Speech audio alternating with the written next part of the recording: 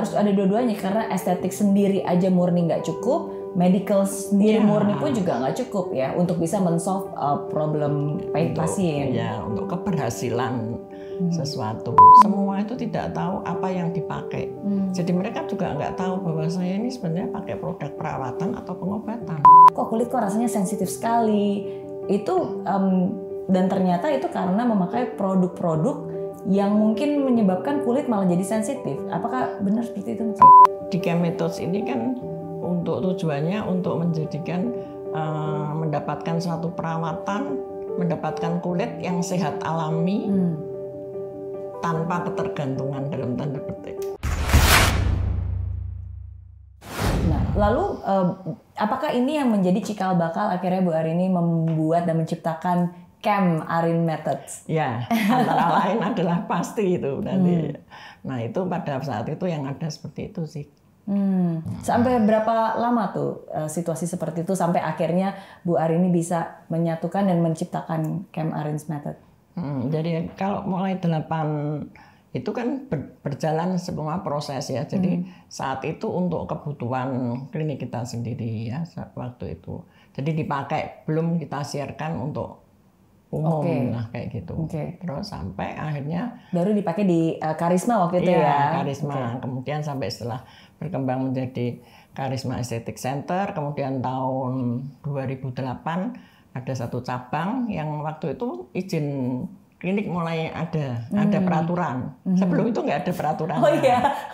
Sehingga kita beri nama Karisma Aesthetic Clinic, sehingga singkatannya tetap CEC di sebelah situ ya. Nah di situ mulailah dengan satu penataan yang benar-benar klinik kecantikan dan dilengkapi dengan berbagai macam ya, antara lain ada laser, ada dan lain-lain semua kebutuhan untuk perawatan. Iya, menggunakan teknologi dan juga medical knowledge ya, dan juga kecantikan. Mulai muncul.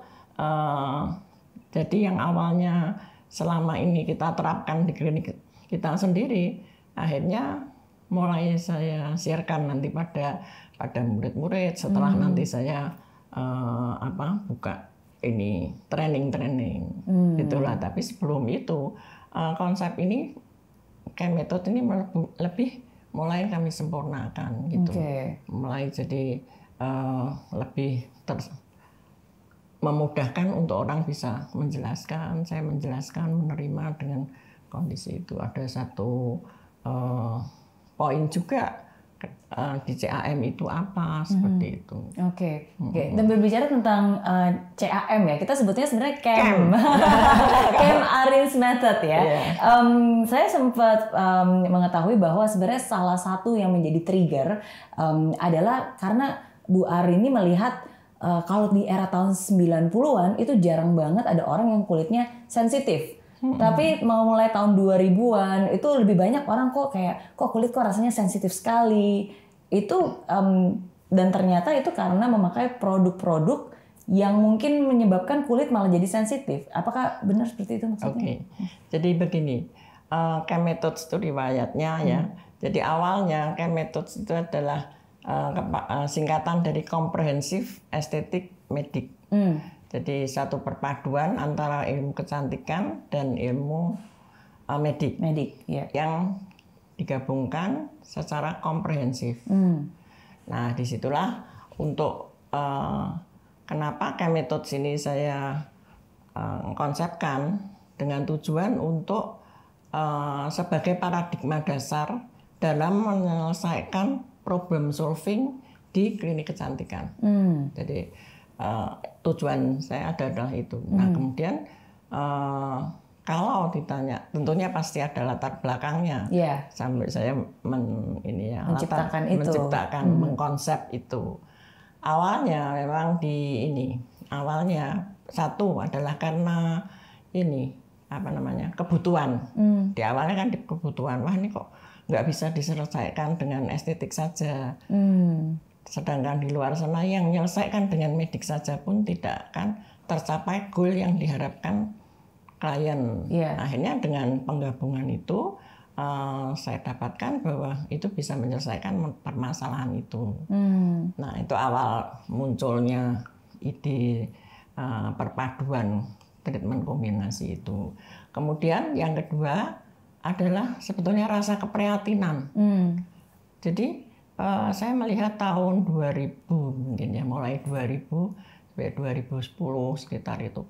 Ini saya melihat satu keprihatinan karena banyaknya klien yang mengeluh bahwa kulitnya ini menjadi sensitif, kemudian mudah merah, ada istilah kepiting rebus, ada istilah jadi sensitif jelas ya, kemudian jadi brutusan gitu ya, mudah merah, kemudian kena sinar matahari sedikit udah merah, kemudian juga ada juga yang jadi malah lebih heboh.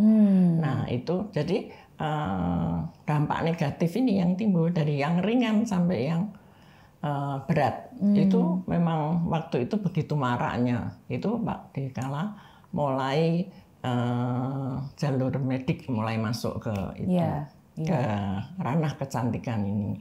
Justru yang saya lihat adalah seperti itu. Kemudian juga ada misalnya, nah istilah ketergantungan itu ya mungkin muncul.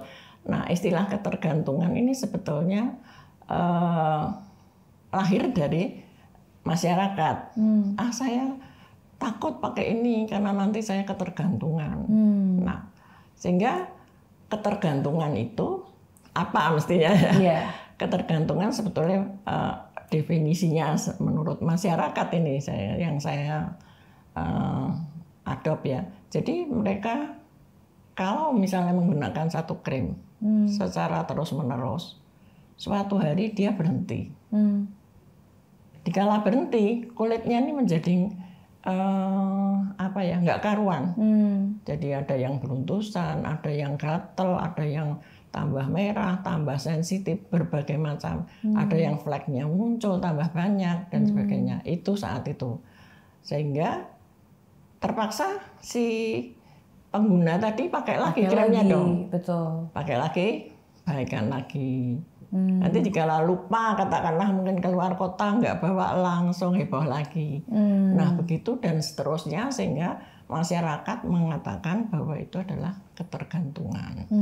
Itu. Oke. Nah, dan ketergantungan itu terjadi karena mungkin ada unsur-unsur kimia atau obat yang harusnya mungkin nggak dipakai secara reguler ya. Jadi saat itu ini ada satu konsep masing-masing konsepnya sendiri ya. Tapi saya katakan bahwa itu produk-produk instan. Saya istilahkan begitu saja. Ya, lebih netralnya itu produk-produk instan. Nah, dapatnya dari mana? Berbagai macam. Jadi mungkin dia hanya membeli saja, apakah di online atau di mana, ataupun kalaupun dia ke satu klinik atau satu dokter, mungkin si klien itu tidak mengikuti karena kalau peracian itu biasanya terkenal produk peracian ya.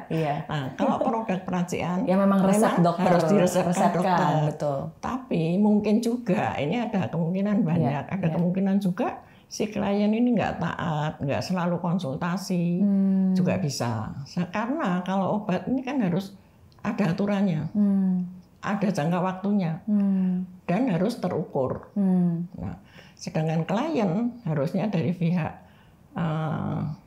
kliniknya harus mengedukasi, dia harus berbuat bagaimana.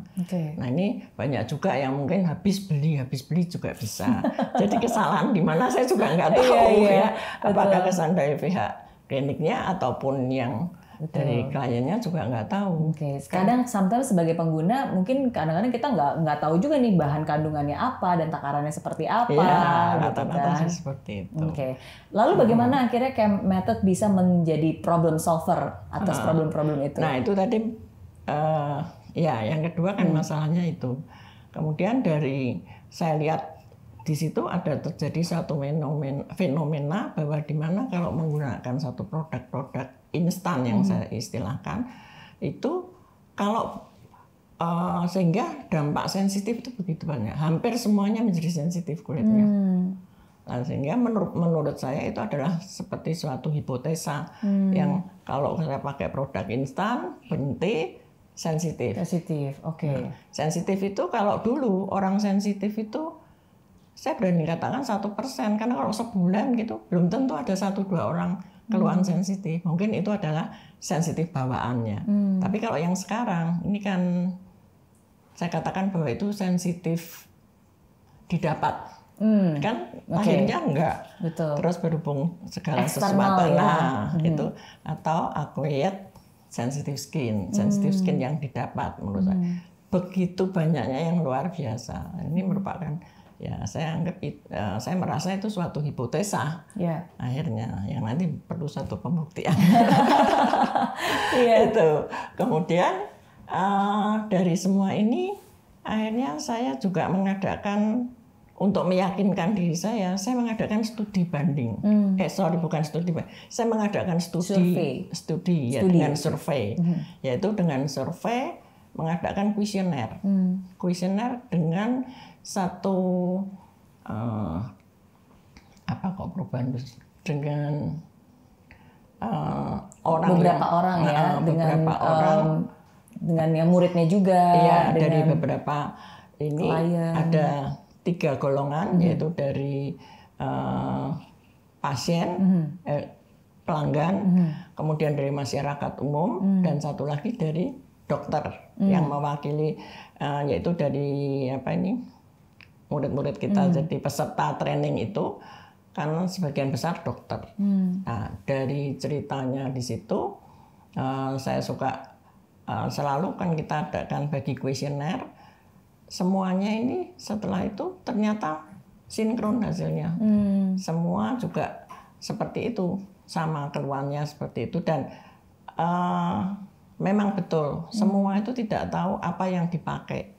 Jadi mereka juga nggak tahu bahwa saya ini sebenarnya pakai produk perawatan atau pengobatan.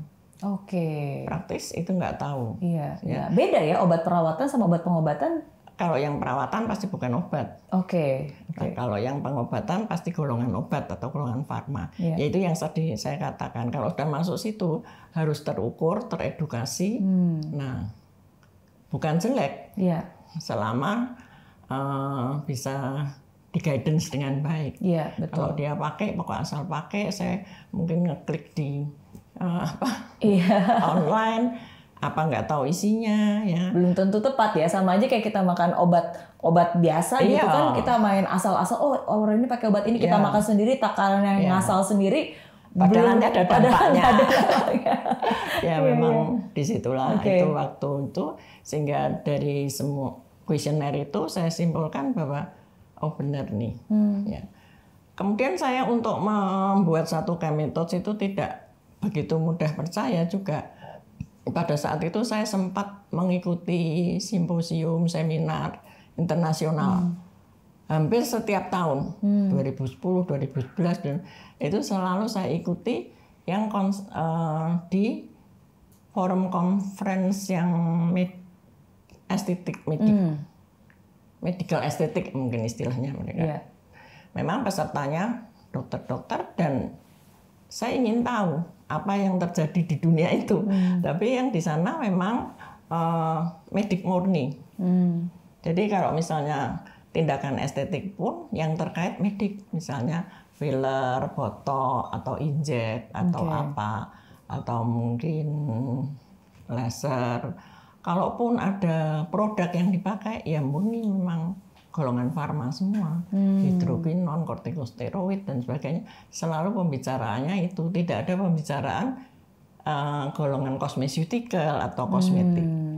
Nah dari itu saya simpulkan bahwa memang dunianya sebetulnya agak berbeda gitu loh. Nah kalau model klinik kecantikan seperti di Indonesia ini mungkin justru pertama mungkin di dunia yang dokter-dokter pada jadi esthetician. Itulah. Ya. Karena saya merasa seorang, kalau kita di perawatan, di estetik, tapi tidak mengenal estetik, gimana kita harus kerja, gitu loh. Jadi kalau memang, jadi harus ada dua-duanya, karena estetik sendiri aja murni nggak cukup, medical sendiri murni pun juga nggak cukup ya untuk bisa men-solve problem pasien. Ya, untuk keberhasilan sesuatu. Nah, memang disitulah itu letak ragamnya di ahli dokter-dokter kecantikan maupun ahli kecantikan. Nah, seperti itu. Kemudian satu lagi saya juga masih belum yakin nih dengan metode saya. Kenapa saya mengadakan satu kuesioner sekali lagi bagi pengguna yang sudah artinya para alumni, para yang peserta seminar. Nah, disitulah hasilnya mereka 90%, ya saya bilang 90% adalah diterapkan. Kemudian apakah bermanfaat? Pertanyaan saya. Semua menjawab bermanfaat. Sehingga saya yakin bahwa metode ini bermanfaat. Tapi yang terjadi sekarang ini saya nggak tahu apakah dari dampak yang saya sebarkan, saya juga nggak tahu persis sih. Yang jelas saya memang mengikuti dari awal belum adanya klinik kecantikan, mulai ada klinik kecantikan seperti itu. Ya, sampai sekarang yang ada di mana-mana ya. Jadi itu Chemethods itu. Mungkin berarti sebenarnya inti dari Chemethods ini apa? Bagaimana caranya akhirnya Dr. Arin bisa menggabungkan dua itu dan hasilnya seperti apa? Jadi intinya di Chemethods ini kan untuk tujuannya untuk menjadikan mendapatkan suatu perawatan, mendapatkan kulit yang sehat alami tanpa ketergantungan dalam tanda petik. Sehingga saya punya satu mimpi supaya kulit ini ya sehat secara alami. Maksudnya kalau sakit ya diobati, kalau nggak sakit nggak usah obat. Jadi tidak ada ketergantungan yang harus terus-menerus pakai, sedangkan kalau nggak pakai malah jadi sakit gitu ya. Tapi metode ini juga banyak lah orang macam-macam, ada yang masih concern dengan percaya dengan instan, percaya dengan mau full peracian atau combine. Tapi perkembangannya akhir-akhir ini saya kira mulai tahun 2015 ke atas ke sini mulai combine treatment ini mulai booming. Yang untung malah siapa? Yang untung pabrik kosmetik. Kalau dulu kan nggak ada orang dokter ngeresepin produk tidak obat. Nah, justru di sini sekarang kan luar biasa itu. Satu konsep yang diciptakan yang membawa manfaat dan akhirnya sekarang menjadi berguna bagi banyak orang. Dibuatlah Chem Arin Methods. Nah, sebuah ilmu yang sebenarnya diciptakan dan digunakan sendiri pada saat itu. Nah, tapi satu hal yang unik bukan hanya digunakan sendiri, tapi sekarang justru dibagikan dan diajarkan dan dibuatlah Estetico Derma Institute. Makanya saya suka bilang jangan menyepelekan di bidang estetik ini karena di situ pun tidak kalah peliknya dengan di kesehatan umum.